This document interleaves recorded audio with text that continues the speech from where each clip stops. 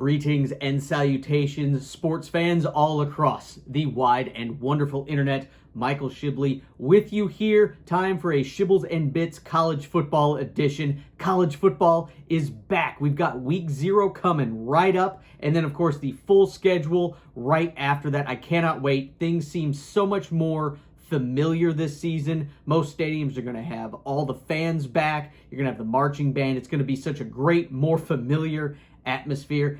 Is it all going to be the same? Probably not. You still got COVID out there with the Delta variant, at least right now. We'll see where that all goes. We could still have games canceled or postponed, rescheduled, what have you, but it does feel much more familiar, which I am excited about. Of course, we got Smokey with me here. We're going to break down the big conferences, the Power 5 conferences today as we head into the college football season. We are going to start with the ACC and the Big Ten, two of the teams that are forming some sort of alliance, I guess, with the Pac-12. Mostly, I think it's just an alliance to avoid being swallowed up by the SEC. We'll see where that all goes, but let's dive right in and start this college football preview. So starting off the bat with the ACC, of course, my pick for conference champion has got to be Clemson. They have been the bell cow. They have been the one carrying the torch in the ACC for years now, and it doesn't look to change. There are some differences this season. Gone, of course, is #1 overall pick Trevor Lawrence, but you do have someone behind center that is going to be able, I think, to do very well in this Clemson system. And of course, that is DJ Uiagalelei. I believe I pronounced that right. Forgive me if I mispronounced that. But he does have solid experience. He did play at Notre Dame when Trevor Lawrence was out due to COVID protocols. They did lose that game, but I think Clemson has shown that they've been able to produce these quarterbacks. He is a 5-star prospect, so he knows what he's doing. I think he's going to do just fine. Dabo Swinney has just been able to churn these guys out over and over again. Also, when you look at Clemson, you're going to have no Travis Etienne anymore. So who is going to step up as a running back? That, I think, is going to be a big question. Some of these other people looking into things, though, is what's going to happen with the defense. The defense did give up a lot of big plays last season. However, I'm not going to doubt a Brent Venables defense until they show me that they're going to run into problems. But I haven't seen that. Clemson just seems to have top-ranked defenses every season, and I'm going to go with the Tigers on that. Meanwhile, you look at their schedule. Of course, they start week #1 versus Georgia, another top 5 team in Charlotte. That's going to be an amazing game. Of course, whoever comes out of that game with a win is going to have a early leg up in selection for the college football playoff, especially if the other team goes on to win their division or conference, what have you.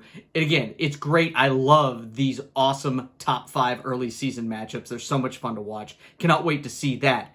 However, I really think after that, Clemson doesn't really have too many road bumps in their schedule.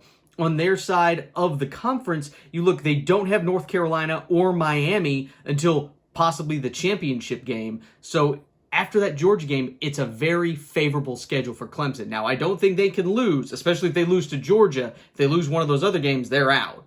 But if they beat Georgia, maybe be able to afford a loss, but you got to watch it going into that championship game. Meanwhile, on the other side of the conference, you've got the Coastal Division. North Carolina is going to be my pick to win that division. Mac Brown has done a great job coming back to Chapel Hill. And of course, you've got quarterback Sam Howell back for his junior year. He's been a phenomenal quarterback. I love watching this kid play. And of course, you've got my beloved Vols. You're going to see a lot of different transfers from a lot of different teams that wore the big orange the last couple of seasons. We're going to mention them. Ty Chandler, now running back. He was great on Rocky Top, and now, of course, he's moved on to Chapel Hill. And, of course, they've had a solid offensive line there as well in Chapel Hill. To me, what it's really going to boil down to settle this Coastal Division is that game against Miami. You've got North Carolina versus Miami. It's going to happen on October 16th, and it's going to be in Chapel Hill. Miami has been a lot of people's pick in this division. Yeah, they've got De'Aaron King, who seems to have been there for forever. He's been in college football, started in Houston, now at Miami. I forget how many years he's actually been playing college football, because remember last year with COVID, you did not lose a year of eligibility even if you played. So a bonus to a lot of these kids sticking around in college. But Miami did lose 62-26 against North Carolina last season. So you've got to wonder how that factors in. North Carolina might be in their head, and also too many questions just on defense with Miami. So to me, I've got Clemson winning the Atlantic Division, North Carolina winning the Coastal Division. That could be an amazing championship game, but I do have Clemson winning and most likely getting back into the college football playoff yet again. They only missed the first one. They've been at it ever since, so why not Clemson again? Moving on over to the Big Ten, it's Ohio State. It's their conference to win. It's their conference to lose. They're the ones who have been carrying it. Ryan Day has just kept up where Urban Meyer left off, just keeps turning out talent. Yes, they fell short against Alabama in the national championship game, but they're going to be right back in the thick of things again in the college football world.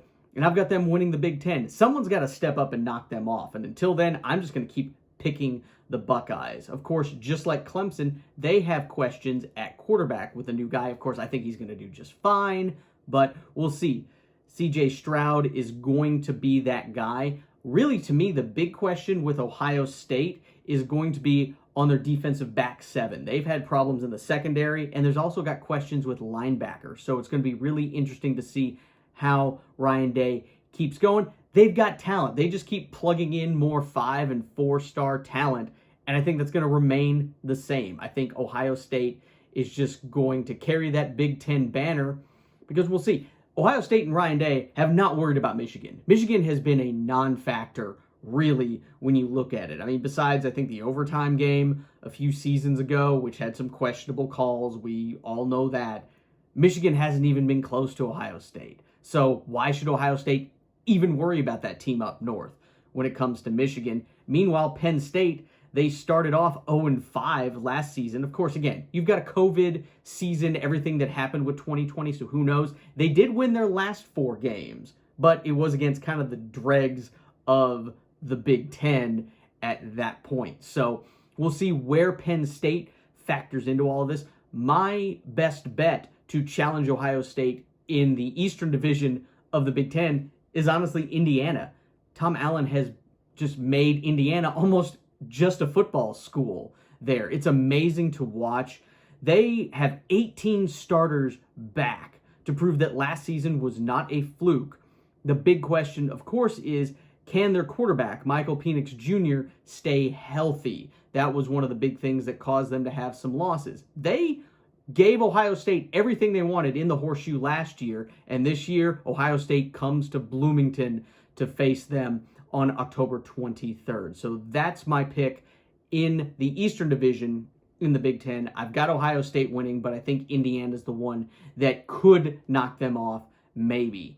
Meanwhile, out west, it's the same teams we've been seeing year in and year out for the most part since the Big Ten went to divisions. You've got Wisconsin, you've got Iowa, you've got Northwestern. You can throw Minnesota in there, but it's really the other 3 teams. My edge this year is going to the Badgers of Wisconsin. They've got a stellar defense, and they started out the gate really well on offense. You had Graham Mertz, who just made Wisconsin almost, I shudder to think, a passing team.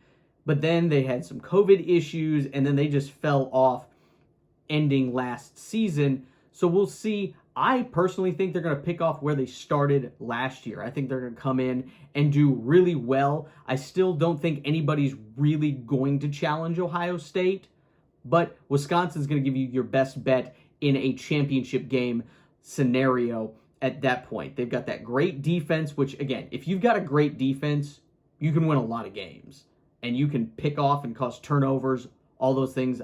I'll take a great defense to at least give another team fits when you look at it, but you're going to have to score points, and we'll see if Wisconsin can do that.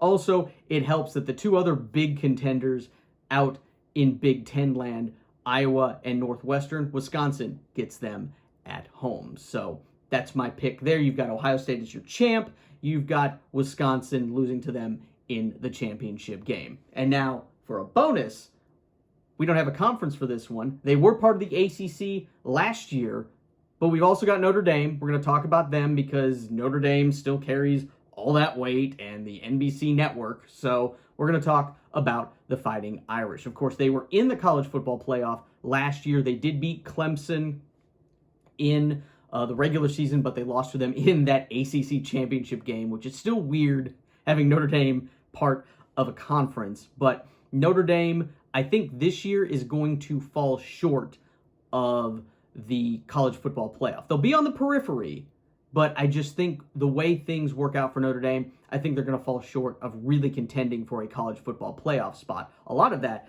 of course, is because their quarterback Ian Book isn't there anymore, and they also lost 4 offensive linemen who combined had 140 starts. So much experience on that offensive line just gone. I think that's going to come and bite them. And yes, they don't have a Clemson team really to give them a quality or a super quality win that carried so much weight really for Notre Dame last season. They do have a pretty big gauntlet of a schedule right in the middle of their season. They've got a bye week thrown in there, but in a 6-week stretch, you've got Wisconsin in Chicago. You've got Cincinnati, who I think is going to be the best of the group of 5 conferences. You're at Virginia Tech, which is a hostile environment no matter how good or bad Virginia Tech is. Then you've got the annual matchup with USC for the Jules Shillelagh. And then you've got my pick to win the Coastal Division in the ACC. You've got UNC. So you've got those 5 games in 6 weeks. That's a tough stretch. If Notre Dame